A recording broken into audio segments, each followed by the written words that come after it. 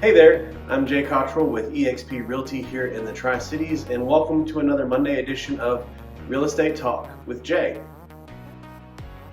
So this week I wanted to give you just a little bit different focus because we hear a lot about the sales are dropping, but one of the things I want you to remember is that they're dropping from all-time highs. So they're basically just going back to the pre-craziness sales levels, which makes it look like, percentage-wise, like they're dropping a bunch. But again, we're coming back from the peak back down to normal levels. So what I wanted to show you is some areas are being impacted by slowing down more than others. So what do you say we go ahead and take a look at that data?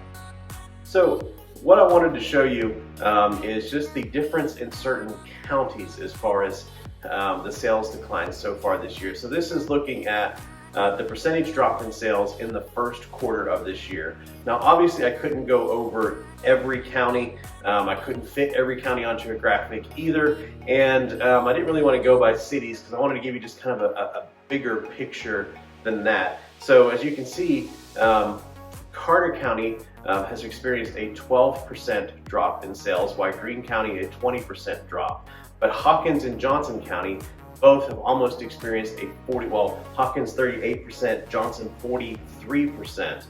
So those ones are experiencing faster sales declines than the other counties listed here. Sullivan County, 21% drop. Washington County, this is all Tennessee, 25% drop. Now the median for our entire area is 24%.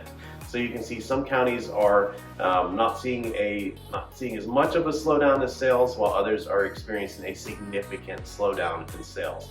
However, I just want to remind you that this is coming off the peak. So all of these sales levels are normalizing back to what I call pre-craziness levels, because they are coming off the peak. So while those percentage-wise seem like a big drop, they are simply because we're coming from the peak back down to the valley floor. Which also means, which is also why we're not seeing a huge price decline like other areas, because we're not going from the peak to the valley to the caves. We're just coming back to normal. So which is why we're still experiencing some slight price increases this year. So now let's get back to the regular numbers, shall we?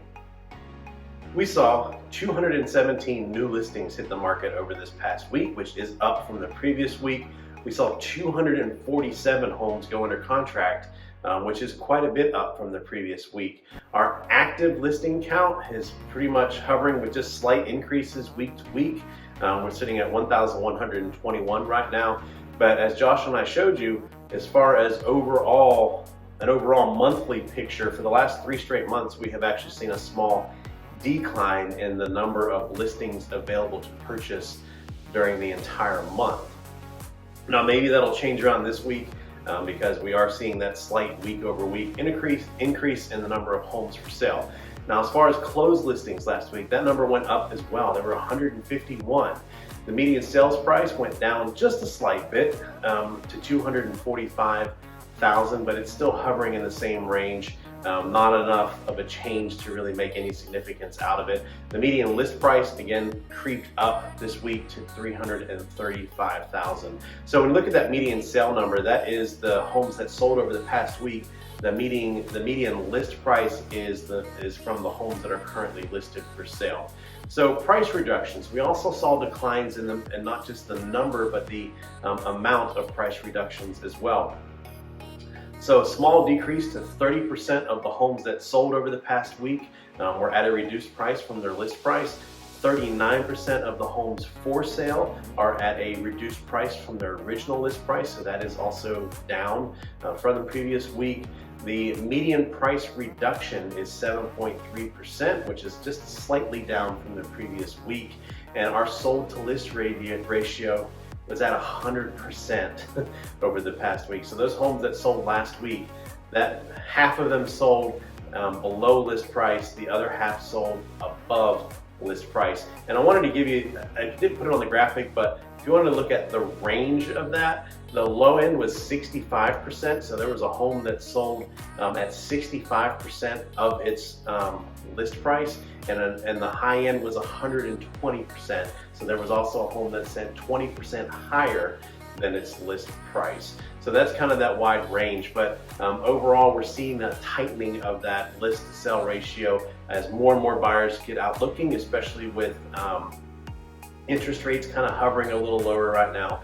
But again, we'll keep an eye on this for you. I hope that we'll keep you informed on our current market conditions so that you can make the best decision for you, whether you're looking to purchase a home or sell a home. And as always, I'm available as well. So if you have any questions, please reach out, or you can make them down in the comments below. If you are currently looking to purchase a home or sell a home or any property under 4 units, I would love the opportunity to work with you to help you realize that goal.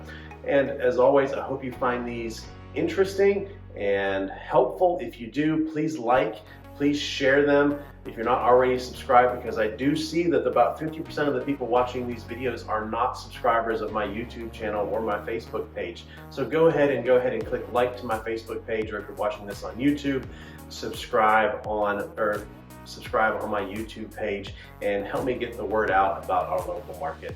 Thanks so much. That's it for this week. We'll see you next week.